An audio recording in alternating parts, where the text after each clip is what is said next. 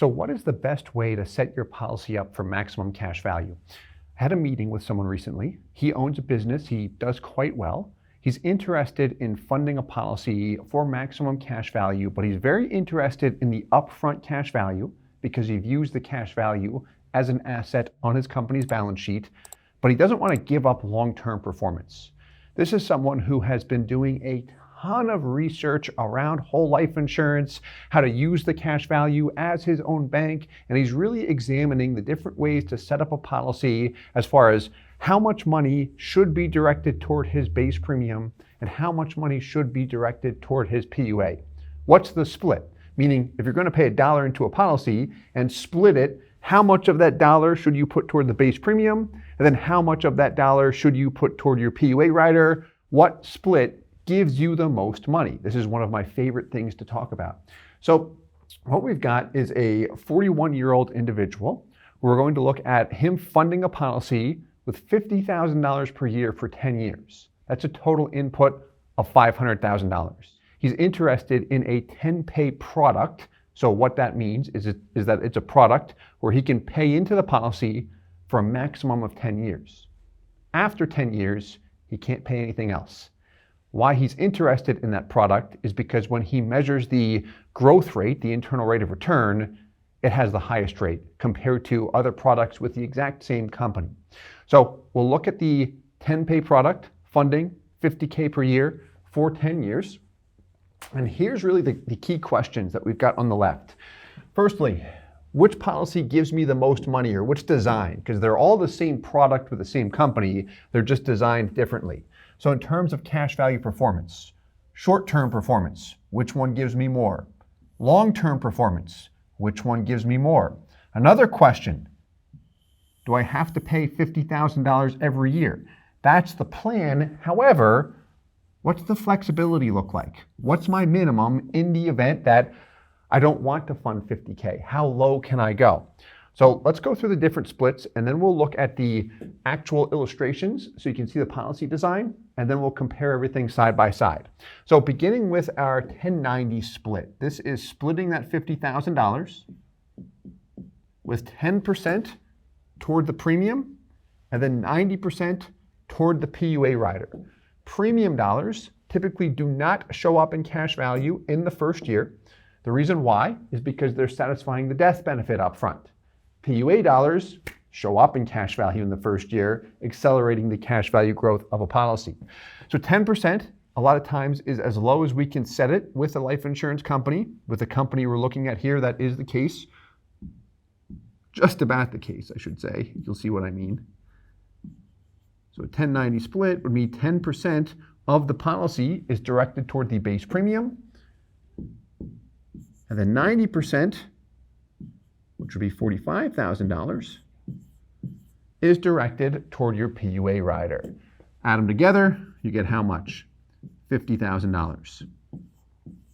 You'll see that the PUA is slightly less than that because we did have to attach a term rider. However, we are very, very close here.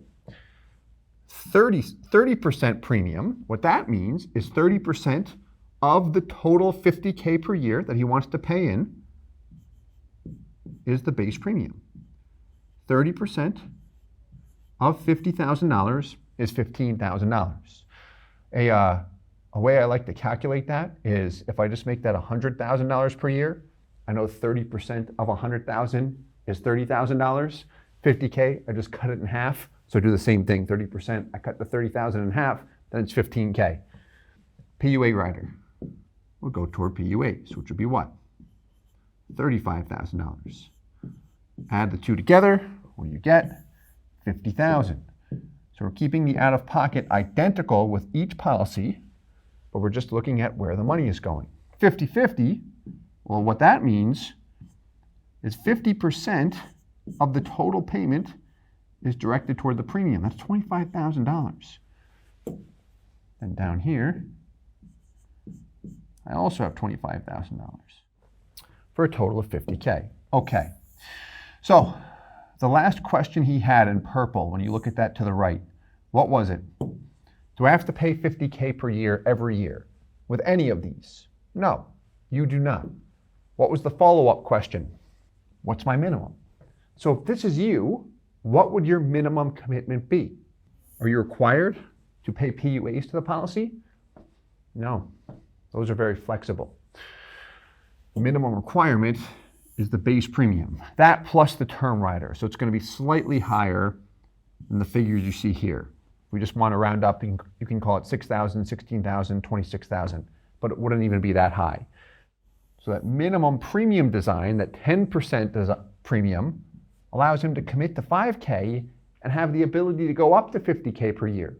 Or if his plan is to pay 50K, but he can't do it during some years, he knows he can go as low as $5,000. And he can easily stop after just a few years too. But he's got a lower minimum commitment with this. So based off the information thus far, knowing that PUAs maximize cash value, and I have a lower minimum commitment up here with the low base premium, why would he go with any of the below options? Or why would he ask to see them? Well, the reason why is because he had heard that when you look at dividends on a life insurance policy and how they are applied to a policy, got your base premium and your PUA rider, that the dividend, which is everything above the guaranteed piece, is more favorable on base premium dollars. So long term, especially if dividends go up, if you go with a higher base premium, you could have more money. I think that argument is invalid. I kind of throw it out the window. And the big reason why is because when we look at real policies that have lived the test of time, every time we see a higher base premium policy, it's illustrated stronger long-term performance, but then it has under-delivered. The person thought they would have more money and they had less. And a higher base premium results in the agent making a lot more commission. So I say that because I just have a problem with that, to say, okay, I'm gonna encourage someone to go with a design where I make more money. They should have more long-term, but then they don't because the non-guaranteed dividend ends up not being more favorable on the base premium piece. They end up with less money and I cashed out. It's like that doesn't work for me. Like, what has a proven track record and what delivers the highest guarantees to policyholders? What would I want if we flipped? We've seen minimum base premiums consistently deliver that. So we'll always show the different options. However, our recommendation will be based on not just what is seen on the non-guaranteed and guaranteed side of the illustration, but also based on reality, what we've seen happen over the life of whole life insurance policies, especially when we look at corporate designs and how corporations are setting up these policies. Let's look at the comparison. We'll begin with the 1090, just so we can see the breakdown of where our money is going. So here, you've got the 50K per year for 10 years. Up here, you've got your base premium, let's call that BP. You also have a term insurance rider right here, $500 and change. You've got another term rider here, but it does not cost $2,400. A few $100s is directed toward term. The rest goes into PUAs. That's a combination of PUAs and a term insurance rider. The true minimum commitment is a little bit less than $6,000. Call it $5,800 or so. That'd be the true minimum there. If you said, hey, how low can I go? $5,800 and the maximum is 50K. Cash value. First year, you're paying 50, you've got almost $45,000 in cash value. By year 4, how much have you paid total? 50,000 times 4 years is $200,000. That's your break-even point. Let's look at the 3070 design. So what do you notice here? Base premium. When we look at this guy, what do you notice? 15,000. Okay, got that. Total out of pocket, 50K. Where's your break-even point? Drawing with a mouse is not as easy as drawing with a pen. It's between years 5 and 6. And then let's take a look at that 50-50 design. Where's your break-even point? Well, first off, where's your base premium? Up there, the 25K. Break-even point, follow my mouse. Year 6, just about there. 50 times 6 is 300. You've got 297. Next year, year 7 is the break-even point. Let's compare them, though, side by side and look at the long-term difference. Much easier than paging back and forth, right? So Firstly, what is highlighted in yellow represents the break-even point, and we also have a breakdown as far as where the money is going. And we know the base premium, the true minimums, the base plus the term. I just rounded here. But these are the same numbers from the illustration. These are the illustrations just on Excel.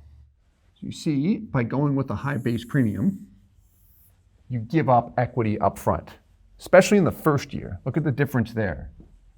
The base premium is going to take the biggest bite out of cash value.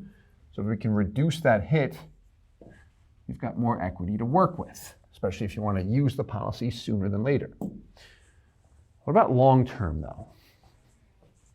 Let's look at year 20. These are all based on the 2024 dividend interest rate, which is 6.1%. Who's your winner? 20 years in.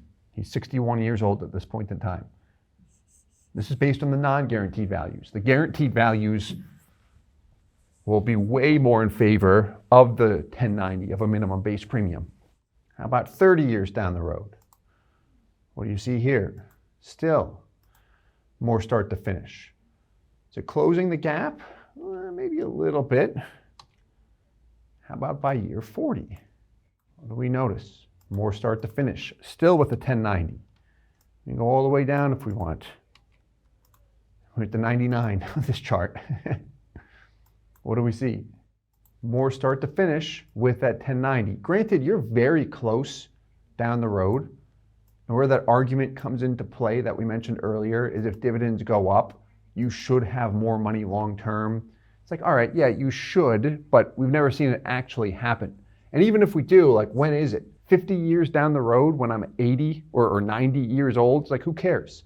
I can use the money more now. Remember, this is for a business owner, so the opportunity cost is much more valuable. I'd rather take more upfront, be able to use that now, as opposed to taking less upfront and maybe having 0.5% more 50 years down the road. It's like, what's the difference there, really, when you look at it? Like, give me the design that gives me the most cash value.